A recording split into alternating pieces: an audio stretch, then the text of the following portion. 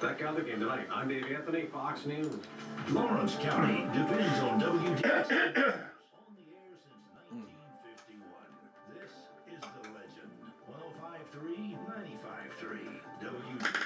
It's time for Bulletproof Estate Planning, and Stan, it's been a while since I've seen you. It has, pre-holiday. Yeah, we took the holidays off. We did. And had good ones, I hope. Did you? Yeah, it was good. Good. You had fun. Well, whole family was home, but usually not the occasion. Yeah, yeah. You know, my daughter lives in Florida, and she doesn't usually come around Christmas time, but Yeah. she did this time. And Yeah. had the grandkids, and yeah, we got a third one on the way. That's awesome.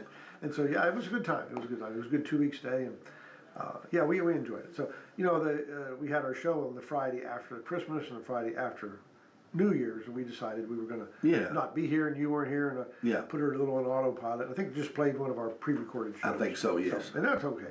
The listening audience was probably a little low on those holidays. I don't blame you. You know, I wanted the time off, and so did you. Yeah, we had a good time off, but it's time to go. Yeah, I was telling this morning, you know, it's January 9th, and January has its legs, and we're running. It's time to go. You know, January is probably the fastest going month for some reason. You figure, okay, we got the whole year ahead of us. Next thing you know, it's spring. That's right. That's right. That's right. To do any stock trading, I can't remember the quote, but I remember somebody made a quote that the last thing you ever want to do is buy a certain option in January that expires in March or something. It's here before you know it. You know? Yeah. But anyway, yeah, well, you know, and along those lines, you know, we do our seminar every other month. Yes. And we specifically pegged this one to be, you know, after the holidays were over. You know, everybody's sort of getting back in the post-holiday groove, post-holiday depression, if you got any, or whatever you've got. So we have a seminar coming up on the 24th. So that's a couple weeks out. Yeah. And it's going to be right in Pulaski at the Star Theater.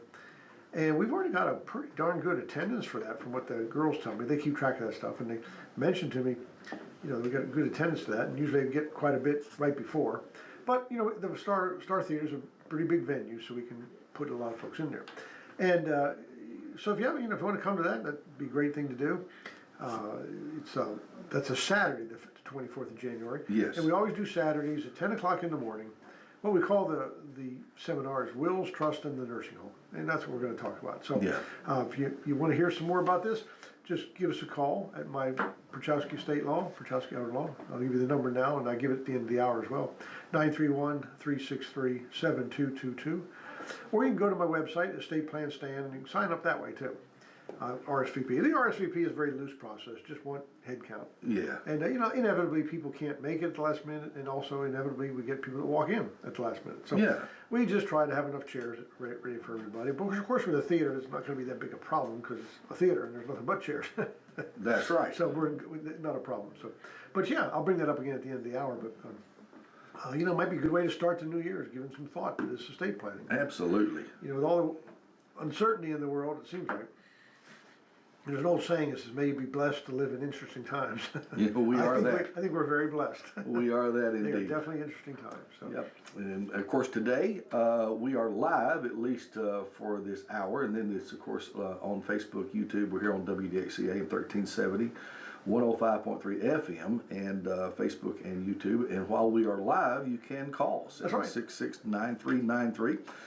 That's a 931 number, 766-939-9393 if you'd like to talk to Stan this morning. Let's call that number 615 and see who answers. Yeah, we should. See whose phone number that is. That's right. But I was going to go over a few things. You know, last time we were here, I went over my biblical perspectives on estate planning. Yes, it's fun. I like to do that every year.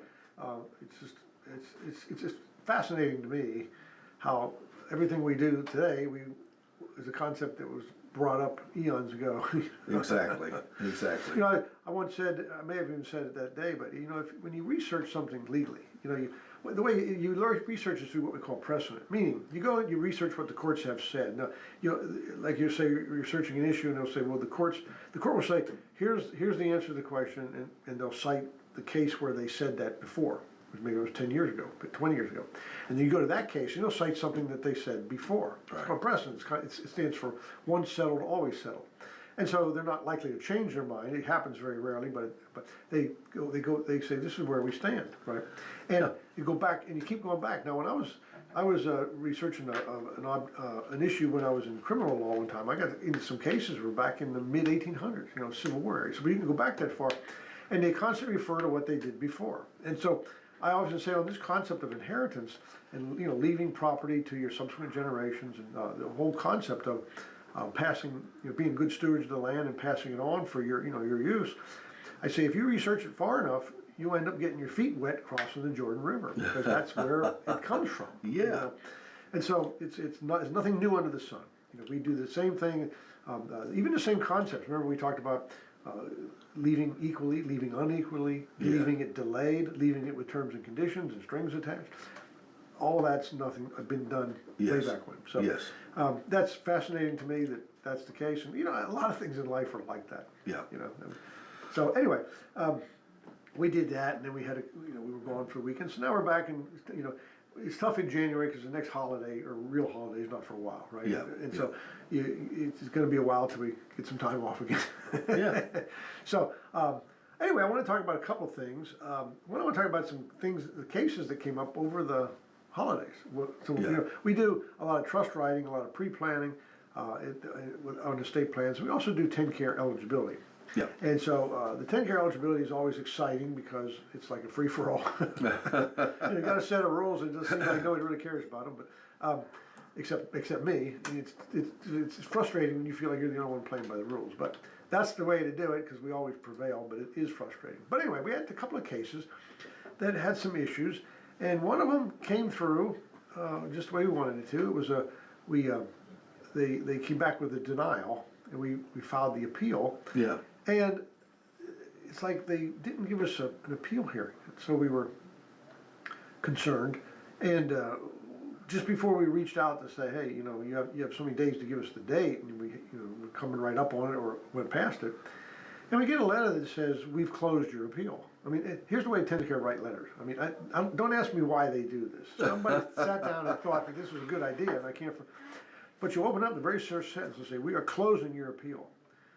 Okay, to which I kind of say something like, the hell you are. I mean, this is a legal issue. You can't do much of anything without my permission. You know, it's like I have an opportunity to be, you know, say, okay, yeah, we want this dismissed. Well, you know, I have an opportunity to be heard about that, you know, before a magistrate or a judge.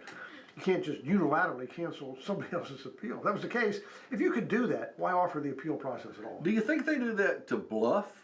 Well, but they think maybe somebody doesn't know better and they'll just go away? They say we're closing your appeal, and that your file will be closed. You know, something the appeal file will be closed. But then on page 3, it's like a 9-page letter to get. Page 3, it says we have revisited your case and decided that you are eligible. So I mean, it seems like they should start with that to me, because it kind of gets me a little fired up. I mean, I'm used to reading them now, so I know where to go to get the answer. But that's amazing. We're not the only state that does that. Because, like, you know, when you get an approval letter, I might as well spend a minute on this. When you get let's say you file a case with 10-care eligibility, you turn in your 16 application, takes them 3 months to look at it. They look at it, they ask some questions, you send them the answers. Then they finally issue the approval. Let's say everything went great, and they're going to say, yeah, you're approved for Choices Level 1, which is long-term care, right? Yes. Nursing home. When you get it, right in the very front, it says, you have been denied coverage in big bold letters, okay? And then when you find, and that happens a lot, but there's something we call QMB and SLMB. QMB is QMB, it's Qualified Medicare Program, and SLMB, I call it that so long I forget what it's, but anyway, they are Medicare, they are programs where if you are below a certain poverty level of income, very low, like below like $1,300 or $1,400 a month or something, or your whole income is below that, okay, a month, then they will pay some or all, it's a sliding scale, of your Medicare payments. That's the insurance part, right? And that's what that, so the M stands for Medicare program, 2 qualified Medicare programs. And most of my clients don't qualify for that because their income's not that low. But if your income's really low, you get it. But they start out and they say that you have been denied coverage. And if you keep reading the sentence, they say for QMB and SLMB, which happens almost every time for my clients. But you know, if you were to get this, let's say you're a layperson and you tried this and you get this letter in the mail, I mean, it's going to. You think it's all over? Well, it shocks you into, well, I guess I guess we got to throw in the towel on that. But they don't, like page 4 or 5, it goes into says, you have, but it's not in big letters. It just says you've been approved for Medicaid, long-term care services. Yeah. And then here's your patient liability that you're gonna have to pay every month, which is typically your income. Yeah. And then they lay it out. So I know how they're written now, but I was at some symposium one time, or some continuing learning education where Yeah. I attended on this topic, and the person that deals a lot with all 50 states, and put up letters from about 4 or 5 other states, and they all kind of do the same thing, and some of them are really even worse. But I'm just saying, I don't get the concept of that.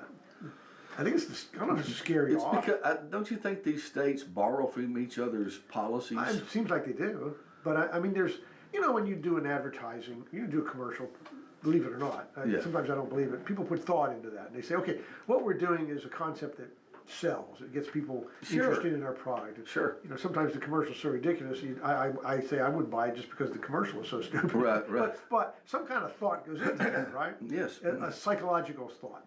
And I can only assume, since other states do it, I mean, not all of them could have come up with such a bizarre idea on their own. There's a reason for doing it, but it escapes me why. But anyway, I know how to read them, and so I don't get fired up about it. But this one, they did deny us for for being over-resourced or something. And that's 100% inaccurate, because I know exactly what we did before we sent it in. So we said no, they're not, and we want an appeal, and please send us a date. They didn't, and we were just about getting ready to do that, and they just kind of folded. And they said, well, we looked at it, and okay, you're approved. And no explanation. Here's the thing, I've talked before about, before I did this, I used to do a lot of criminal defense work, right? Yeah. And I was a trial attorney. I did a lot of trials. I mean, nobody tries cases these days. I did a lot of them. I think I was getting on the federal public defender panel, or I was thinking about it, and I had to go through everything. And I think I had, something like over 300 and some jury trials, which is a lot in 10 years. Oh, yeah. But in court, when you file a motion, you ask for something. That's what a motion is. You're asking for something. And then you explain why you think, what you want, and why you're entitled to get it. Legal authority is to, hey, I'm entitled to a warrant for this search, and here's why. Stuff like that. And they search without a warrant, or something like that. Yeah. You get all this explanation. Then you have a hearing, and then the judge or the court makes a decision, and in their order, they'll explain why they think you persuaded them that you should have it, Yeah. and why. And they'll explain why you didn't persuade them and you shouldn't have it. But you'll get an explanation. Right. Not that way with 10-care. You just get a no. Now, sometimes you'll get a couple extra words like, you were denying your coverage for being over-resourced. Yeah. But they don't tell you what resource put you over the limit or anything like that. And there's no explanation. That can be very frustrating too, especially when you're asking for an appeal. All you can do is, well, we're going into this appeal now just with the argument of what we had when we filed the application, because we don't really know what their problem is. And sometimes I can read between the lines. Sometimes you'll file an eligibility application for a spouse, Sure. one member of a couple. Yeah. And now married rules are way different than single rules. Okay, there's a big difference. Yeah. And sometimes they'll deny you and they'll say certain things, and it leads me to believe they're treating this person as if they're not married. Because what they're doing is they're denying him based on something that doesn't apply to a married couple. Right. Or not the couple, but a spouse, sure, where you have an institutionalized spouse and a community spouse, okay? And so sometimes I can figure out kind of where they're going because of the way they do it. But it's frustrating when you just don't get it. But so when I talk about people doing do-it-yourself applications, I don't really want to talk you out of it. I will say I don't think it's a good idea, because you'll get blindsided by this stuff and you just won't know what's going on. Yeah. And you'll just think, well, we're screwed. And you'll just throw in the towel, which I think is kind of what, I hate to, I can't, this is my opinion. I think maybe that's what the cause and effect. It certainly sounds like it. Well, think of it this way. If there's 10 inappropriate denials, and 3 of them are cases like mine, where I go to appeal and I'm now successful. Right. I mean, I'm not saying that to pat myself on the back. I'm saying that does not leave 7 other cases that they didn't have to pay out on. Yeah. I mean, if there are 7, just say, well, I guess, gee, Margaret, I guess they're not going to pay. I guess we'll have to do it ourselves. Yeah. And just drop the ball. Just drop it. I think that might happen a lot. And if it does happen a lot, then it's a numbers game, right? And they probably don't mind the fact that 3 of them end up getting approved because 7 of them didn't. So in the long run, it's probably money saving thing. Now, I can't say for sure that's what they do. It's my opinion. Yeah. Because it just fits all those kind of facts. I mean, it's, you know, it is, especially in the appeal process, you know, in the appeal process, it is a court proceeding. It's an administrative court, but it's still, which is a little more, less formal, but all the rules still apply. Yeah. You know, discovery and all that stuff, and we never get in. I ask for it every time, never get it. I complain about it every time, never get anything done about it. It's just the way they do. I mean, I'm always successful when I appeal. I've never been not successful. So I pick my battles. You know, do I want to spend a lot of my time Yeah. making them provide discovery? And it's really stuff I already know and have anyway. Yeah. It's just that the rules really do require it. Now they do, what they do is when you file an appeal, they just send you every piece of paperwork that's ever been filed in the case. Well, I know what that is because I filed it. Yeah. Except for the letters they wrote, I got those too. There's no original thought of theirs as to why this is going on. Interesting. So, I don't know. One of these days, when I have time, which will never be, I'm going to get up with my state legislature and I'm going to pose a couple questions to the Attorney General, and, you know, about TennCare and say, you know, is it legal? For, you know, is it appropriate or legal for this organization to do this or to not do this or something? And then they have to answer the question. But I don't know. It takes time, energy, and effort. I was going to say. A lot of people that need help now. I don't have time. Well, I'll find time someday. Yeah. I know I got a case. This next one I'm going to tell you about is a case where had the gal. This one. I mean, if I'm going to get a hold of the TennCare ombudsman on this one again when I find the time. But something has to be said about this one. Got a gal that was in. Now this is a person that's in long-term care, but they're not. Not everybody there is under dementia or Alzheimer's, Sure. right? You know, Sure. This person's there under physical things. It's like multiple sclerosis or something like that. Where, she's got a motor control problem and Yeah. can't get where she needs to be, can't take care of herself when it requires personal mobilization here and there, right? Right. But she's got her wits about her, no doubt. I call her on the phone and ask questions. She calls me and asks questions. I mean, she knows her brain is working just fine. Yes. With the exception of the synaptic nerves that make your muscles do what they're supposed to do. You Right. know, so you can be there for a non-progressive dementia type disease. Sure. Although there is a lot of that. But Sure. so they contacted me, her and her family, and they decided to hire us. Okay, and so when they hired us, what we found after we were retained to do this job was that the facility filed an application for her. And we came across it, and so I demanded a copy of it, and they gave it to me. And I took it to her, and I said, "Is this your signature on here?" And she goes, "Well, it looks like it, but I sure don't remember signing a TennCare application." She said, "That's why I called you. I listened to you on the radio, and I wanted to get it up." And I said, "Well, I don't get it." She goes, "Because she's not cognitive declined. It's not like she could just not remember she did it." Yeah. You know, she was adamant about it. She said, "I don't remember doing it. I'm not even sure that really looks like my signature." But it was done by somebody there, called themselves what they call an assisting person, which you're allowed to have. Sure. And now, if that's not bad enough, I mean, taking it on her face value, I guess maybe she signed it, didn't know what she was signing, apparently. Okay. But here's the thing. They filed this application, and these facilities, they often have a department, I don't know what they call it, but they got people in the department that assist people with their TennCare application. Yeah. It's a big, long 16-page application, and they assist them with that. And they will approach them and say, "Hey, we'll do this for you. We'll file it for you for free," and they will. But here's what they do. This person had some real estate. Okay, they had you're familiar with real estate, so Yeah. you can relate. She had two pieces of real estate. One was her primary residence. Now that enjoys a certain status that we have to deal with, and that status is beneficial up front when you apply. Yeah. We deal with it later after approval to protect it, but nonetheless, it has a certain. It's a countable asset, but it's an excludable asset. Yes. Now, anything else you have, real estate, is considered other real estate. Yes. Which is a pure countable asset, no enjoyed status of any kind. It is something you will be expected to cash out and sell to pay for your care before you can ever become eligible. Yeah. So she had these two pieces of property. Now, we ended up dealing with the property, had a family member buy it, we structured an annuity out of it, but she had this, and so when I get this application, they go to the person and they say, "Do you own any real estate?" "Yeah." "Do you own a home?" "Yeah, I own a home." "Okay, what's that address?"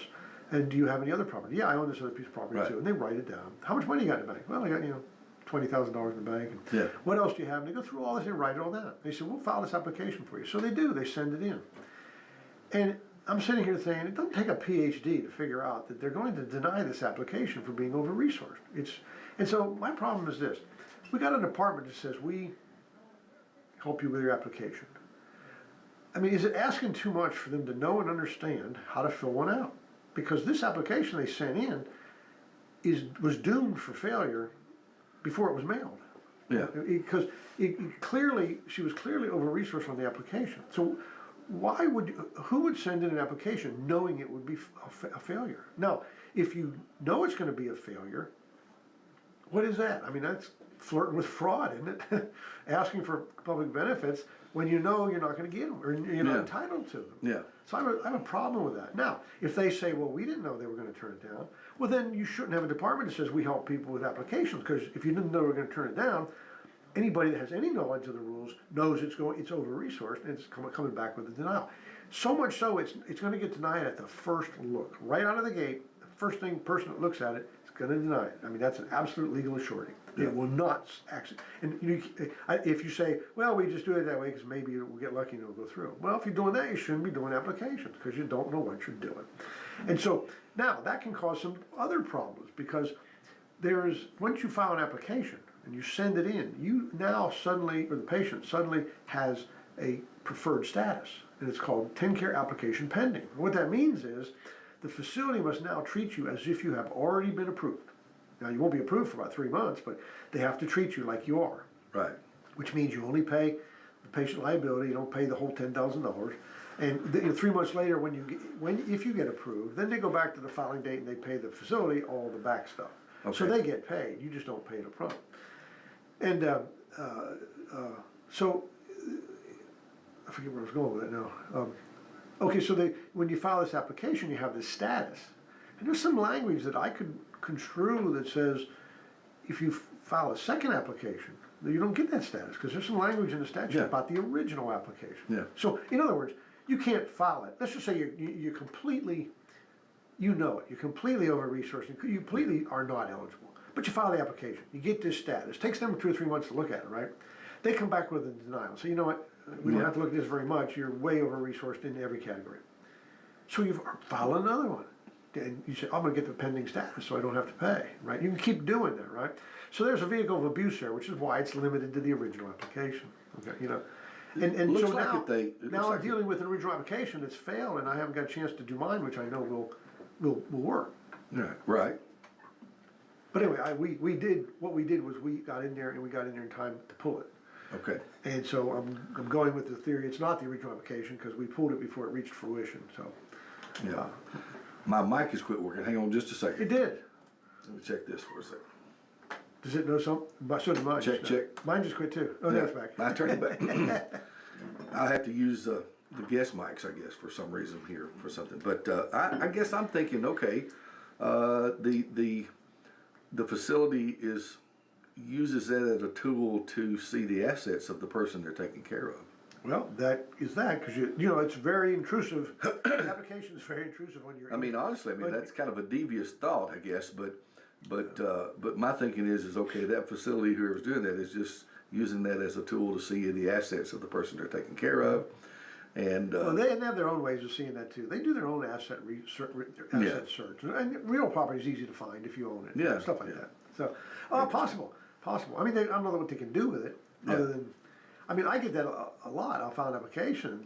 Somebody in the facility will send me an email and say something like, "I don't understand what you're going. What are you going to do about this? This money they have or this property they have. Because I've already done something with it, and they just don't understand what we do. So and that caused us an issue because it was first of all, she didn't know it was filed, and I believe her. And second of all, it was doomed for failure when they filled it out. I mean, they couldn't have filed a worse application. It had all true stuff on it, but it was before you do the changing of categories of property from countable to non-countable. So we pulled it, we did ours and sent it in, and this is the one. And we got a rapid response that it was over-resourced. Yeah. And so we filed an appeal, and within a week, they came back and here's what they kind of said, although they don't really explain it very well. They kind of said, okay, no, we're going to approve this application for choices level 1. And we kind of were looking at the first one, and that, but when we denied because it had too many resources. But we see that it's been pulled before we actually looked at it. So Yeah. So anyway, it was kind of a mess, miscommunication. So they approved that, but on that case, then they turned around and denied the PAE, which is the medically needy part. PAE is the application evaluation. Right. Or pre-admittance, and they denied that. And so we appealed that, and I think in just 2 or 3 days, it just came back and said, okay, we approved the PAE. So I don't know what's going on. There was some explanation. We have the PAE results, and they scored them, Yeah.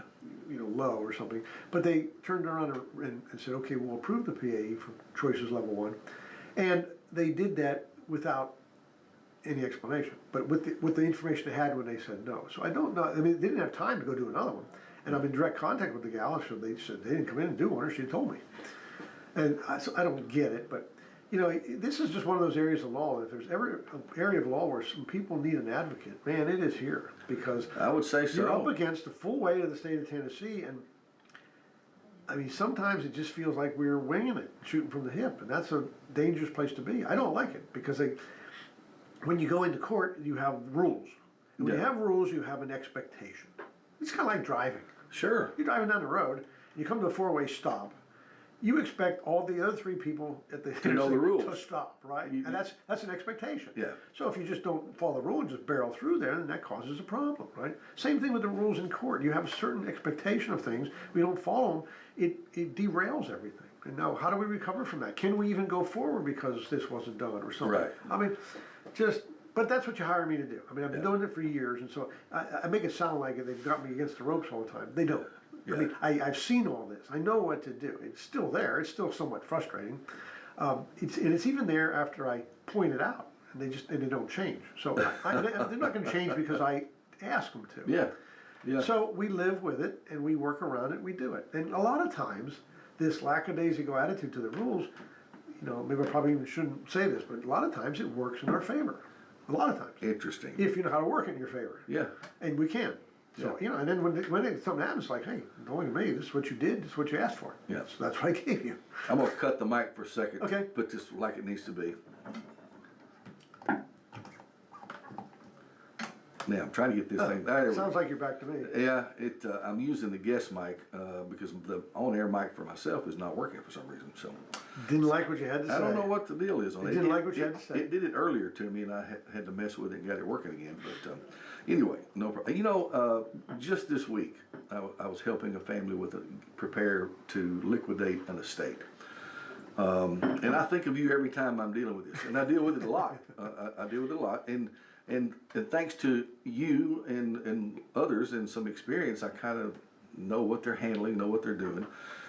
In this particular case, Stan, I really thought of you because the deceased person had no heirs, no spouse, no children, and had made no preparations for anything. Okay, so a cousin from out of town had to come and handle things. And this is, and I kept thinking, and of course I had this discussion with these people just this week, and they were talking about how they have learned, Right. a little bit about how this works. And so after everything's done and everything's liquidated and they go through the state and, get all the bells and whistles, I mean, there was a lot of work that this person had to do. And what would have been an inheritance for someone if if this person had decided to make some plans. Right. For this, her inheritances or her estate could have gone to someone or somebody or something. Right. As it's going to wind up, it's going to be distributed between 20 cousins. Yep. That's called the laws of intestate succession. Exactly. You've talked about that. Yeah. So, and I just ran into this week. So I'm saying, look, if you haven't done any kind of preparation at all, then someone else is going to decide, and it's going to be the state. And they're under the rules to just find the closest, and that's the way it works. It's already been decided. It's They're already going to been look at your heirs. Let's say you have kids. Or Yeah. somebody has kids somewhere Yeah. along the line. Yeah. And they have kids. And they have kids. Yeah. And you pass away, and it goes down that chain, starts looking. It's probably going to find a lot of people. Yeah. And then everybody gets a 1/4 50th of the cut, you know what I mean? It's just. Yeah, and the poor person who was having to handle it was so frustrated Oh and my trying gosh. to get through this, deal. And so anyway, but it had to be done. I can't tell you how many times people come to me and they'll say, you know what, my mom or dad or my uncle or on my wife's side, this Right. thing, had to be in probate, had to be in this, and it's just nobody ever come in and said, hey, we went through probate, and it was okay, it was kind of fun. Yeah. I mean, or it was a blast. We had a Right. good time doing it. No, I've never get it. The best I've ever seen is sometimes people said, we did probate, but I don't remember it being too big of a deal. Right. And usually if I inquire about that, because there's really no point inquiring about it afterward, but if I inquire about it, usually it's that way because the person didn't have anything. Yeah. There was nothing to There was to make nothing it to be divide. Yeah. nothing to make it to be a problem. Yeah. And but I get that feedback from people, and I came to that conclusion years ago, and I stopped doing probate. I don't do it. So if people call me all the time still, and say, "Hey, somebody passed away. Can you do the probate?" And I say, "I don't do probate." And they say, "Well, you talk about it all the time. I hear it on the radio." I say, "No, I talk about probate avoidance all the time. Yeah. That's what I talk about. I don't do it anymore. I don't do it because of that. Yeah. It ties up my resources, my office, for a year Yeah. on each case." And here's another thing with probate. Now, this is just a generality, so don't get mad when I say this, but I always used to have a conversation with people and say, look, this is going to take a while. I mean, Yeah. we can't even close the estate till 12 months after death because of the creditor's rights, okay? Right. So we're looking at a year. Yeah. And everybody said, okay, that's fine. We'll just, whatever it takes, we'll do it. So we started. Well, 6 months later, I get these angry calls. What's going on? Why are you dragging your feet? Why can't we have our money? Why can't we distribute? And so you remember that conversation we had 6 months ago? And Yeah. of course they don't. Yeah.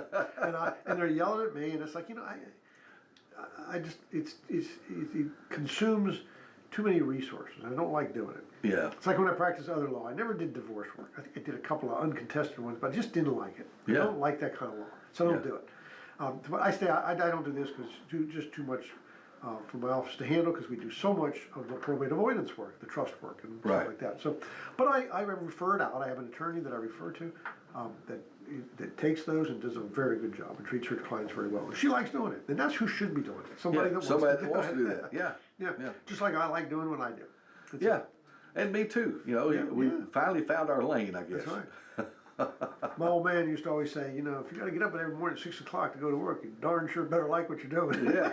That always stuck with me. All right. Well, we got, looks like one of our regulars is calling in, All right. and we'll see what's up with Peggy this morning. Hey, how are you?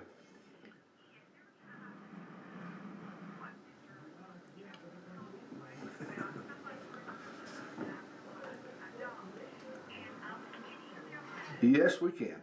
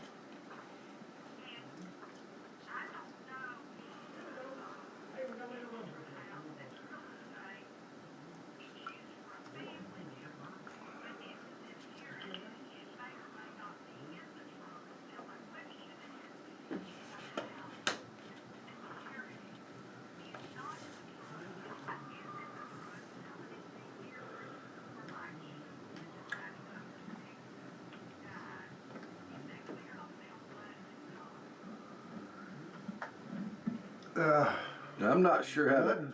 Yeah. Well, not entirely clear, but let me take a stab at it. Okay. I think we're going to kind of distill that down into this other house, Yeah. okay, and how it goes to the children, whether it's in the trust or not in the trust. Yeah. Because they talked about somebody being in care. Yes. But the question didn't seem to have anything to do with that to me. Yeah. And they talked about where it goes, and the person wasn't dead yet, so it's not going anywhere, but where it will go. So here's what I think it is. If I'm off base, maybe call back. But you have this, you know, if you have a house, let me back up a little more. If you have a trust, you gotta put property into the trust. Right. Because there's language in the trust that says, here's where the property in the trust goes. So the trust only has control over property that's been funded to it. Right. So if you put a house in it, and you say, this house goes to my 3 children, a Yeah. third each, or it all goes to my oldest son, or something. Yeah. That's, the trust will control that, you know, probate free under the trust code. That will be distributed in accordance with the terms and conditions of the trust. Now, if a house is not in the trust, you never got around to funding it to the trust, then it's not in the trust. And the trust can't control its distribution. Right. But the trust plan will, and here's how the trust plan controls it. In the trust that I do, we always do what's called a pour over will. Pour over, P-O-U-R-over will. It's a special kind of will. It is a last will and testament, but it's a very special kind of last will and testament that pretty much says, hey, I got this trust. In other words, this will doesn't say I leave this to my kids, I leave this to my wife, I leave this to my buddy down the street. Right. This trust says, hey, I mean, this will says that we have a trust. We funded our trust. It was our intent to fund our trust with everything we own. Yeah. However, if there's anything we've forgotten, neglected, or otherwise overlooked, this wills it to the trust. So the only beneficiary of this will is the trust. So if you have this house that's not in the trust, this will sends it to the trust, and then the trust controls the distribution of the property. Works very well. Now, so even though it's not in the trust, it's going to end up in the trust. Now, the will, the pour over will, is a probate activity. It's an instrument. Now, so our goal is to fund the trust and have the pour over will be a waste of paper and a waste of ink and never used. That's the plan A. Yeah. Plan B is if we do drop the ball on something or just don't know about something, it never gets put into the trust. This will send it there, but it is plan B because it is a probate instrument, and it's usually an abbreviated version of probate when we do that. Yeah. But it's still Interesting. probate. It is still probate. So I think we've talked about this in the past somewhere. along the way. how it will, you know, so I'm not sure I really am answering the question, but I think I'm on the same track, but I don't know that I got. I wonder, she may be thinking too, is the trust, the house that may or may not be in the trust, if it's not, will the healthcare facility have some claim to that? Okay, let's put the healthcare, let's talk about the connection with Yeah. long-term care. Yeah, yeah, Well, it depends on the kind of trust. yeah, it does. Some trusts protect assets from long-term care and some do not. You know, you talk about me, the 2 main trusts I do, we do some other trusts like special needs trust and stuff like that. But the 2 main trusts we do is the revocable living trust, which does not protect assets from long-term care or any creditor. And we do the asset protection trust that does. So if it's in a revocable living trust, it doesn't matter if it's in it or not in it, it's available for the cost of care. If it's in the irrevocable trust, the asset protection trust, it is not available for the cost of care, so it's not in the equation when they try to determine what you own. The one that's out of it is exposed Okay. to long-term care. Right. Now, I've not got to death yet where we distribute property at death. Right. I'm talking about during life. Right. Which is where the asset protection trust really does all of its work. Sure. You have a revocable living trust, and when I talk about those, I say, hey, you're the trustor, you're the maker of the trust, or you and your wife, and you're the trustee, you or your wife, you know, during your lifetimes, you're the Yes. maker of the trust, during your lifetimes, you're the trustee, and during your lifetimes, you're the beneficiary. So, because and that's all 3 parties of the agreement. Right. So, because you're all 3 parties of the agreement, you have 100% access to the property anytime you want, for any reason or no reason at all. I mean, it's unfettered access, right? Because you have that much access to the property, now, you know, there's something I tell people at the seminar to memorize, and that is if you have access to an asset, so do your creditors. Yeah. If you can get at it, they can get at it. So in a revocable living trust, you can get at it. There's no control restrictions. It's all, Right. you can get at the principal and do whatever you want with it. Put it in trust, take it out of the trust, spend it, not spend it, anything you want to do. Like I say, for any reason or no reason at all. Now, because you have all that access to the property, you don't get creditor protection. Because that violates the concept that if you own something, a valid creditor is entitled to satisfy a judgment by going after that. Yeah. And so, but if you put it into, so if you have a revocable living trust and your house and stuff is in there, that's available accountable asset for long-term care. Okay. Now, the primary residence has a somewhat special status, but it is still in there. You know what I mean? Right. It's not protected. The other real estate too. Okay. So, in the scenario she gave, if it's in the trust, is it protected from long-term health care? It depends on which trust. If it's not in the trust, then it's absolutely exposed. no Right. matter what. Right. So, that's exactly what the asset protection trust that we talk about solves a very specific problem. The problem it solves is it protects you, the maker of the trust, from your creditors during your lifetime. Okay? Yes. Because if you have, let me back up a little more. Suppose you have a revocable living trust or a will, and it says in both of those, it says, everything goes to my 3 kids. Okay? Yeah. Does that not presuppose you have everything at death? Yes. I mean, if you have nothing at death, you give them a third of squat, right? Yeah. Now, so the question is, what can happen during my lifetime that's going to exhaust my estate? Because when I wrote the trust or the will, I apparently had everything, and I wanted to go to my kids. So what can happen during life that can exhaust that estate? And enter long-term care, which is going to happen while you're alive. So that's the problem the asset protection solves. At death, the asset protection trust works like any other trust, because it's already done its work. It protected everything during life. At death, the creditor is essentially out of the picture, and it just distributes the property. But the advantage is the property is still there to distribute, because it has been, the stuff that was in the trust was shielded from those creditors, and we know for a fact when we put it in that trust that when we die, it's going to be available to go to where it's supposed to go. Perfect. So that's why I say it depends on the trust. The revocable living trust is a grand tool. I mean, people say, well, if that doesn't protect you from long-term care, what good is it? Well, it's a grand tool, and we do a lot of them, mostly for people in midlife, 40s, 30s, 40s, 50s, that say, hey, I'm still working, we're probably going to change houses 2 or 3 more times like people do.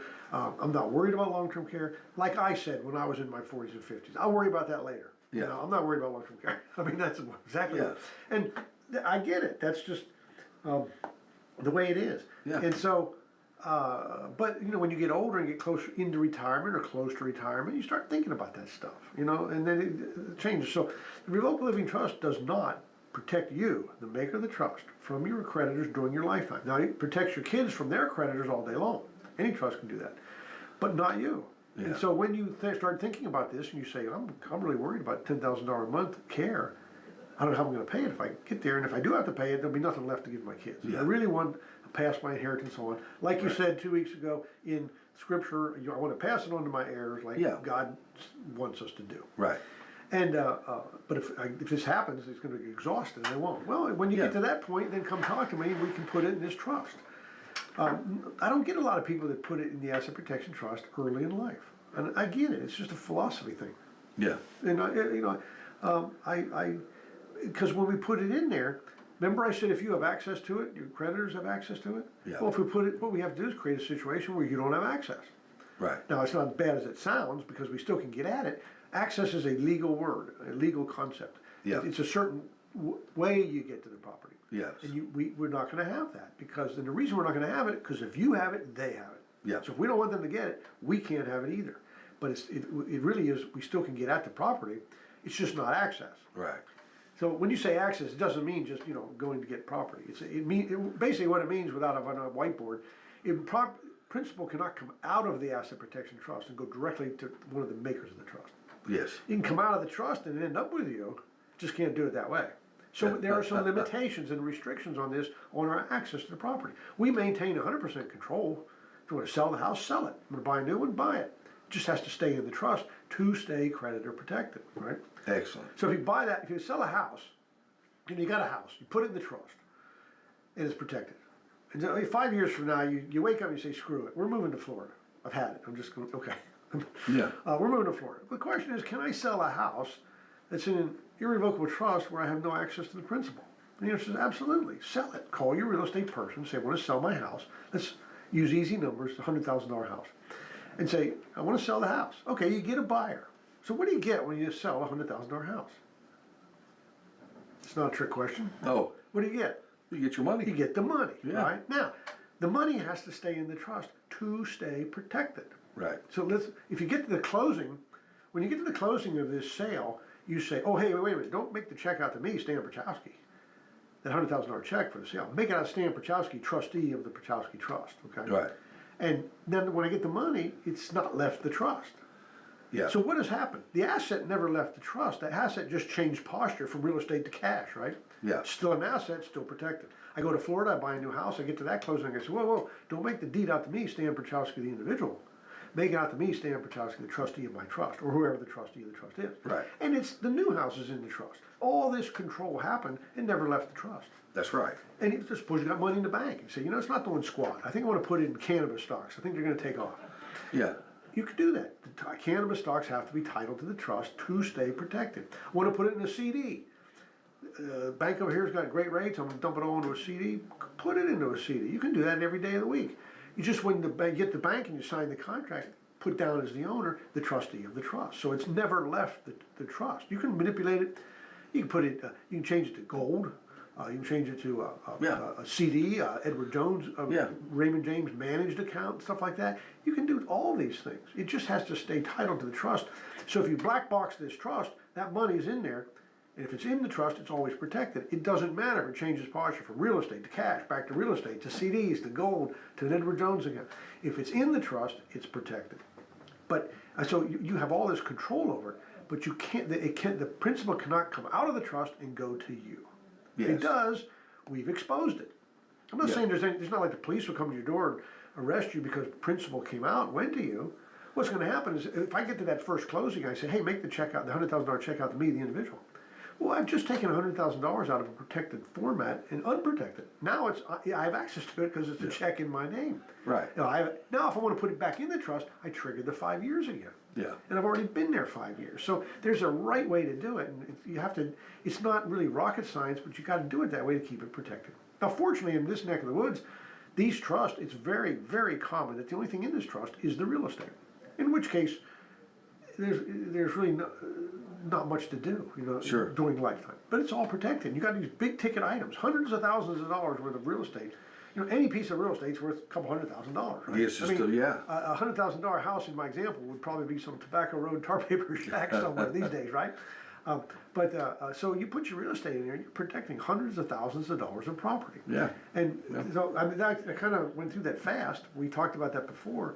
Yeah. But that's, the Asset Protection Trust solves a specific problem, and it's that problem during life. Yeah, absolutely. So anyway, and it works very well. It works very well. I've seen enough of them mature. I've sent enough of them to TenCare. They know how they work. They like to scrutinize them because there's a lot of them out there that are written that are not written well. Yeah, yeah. They'll have little clauses in there to say, well, I don't have access to principal, but if my wife or I get a really bad disease and we have to get the assets for it's life or death, then we can get at it. Well, they're going to look at that and they're going to say, I see that's access. Yeah. And they're going to hammer you for it. I mean, that's just the way it works. It just makes good planning sense for you and your family. And that's what your office is all about, Stan. Yeah, I mean, I kind of got fired up there. I like doing this Asset Protection Trust. It is a grand tool, and we are fortunate to have it available to us. Yeah. So, you're right. I'm biased, of course. You should plan. At any age, because, that's the old thing, stuff happens, right? Right, stuff happens. And it does.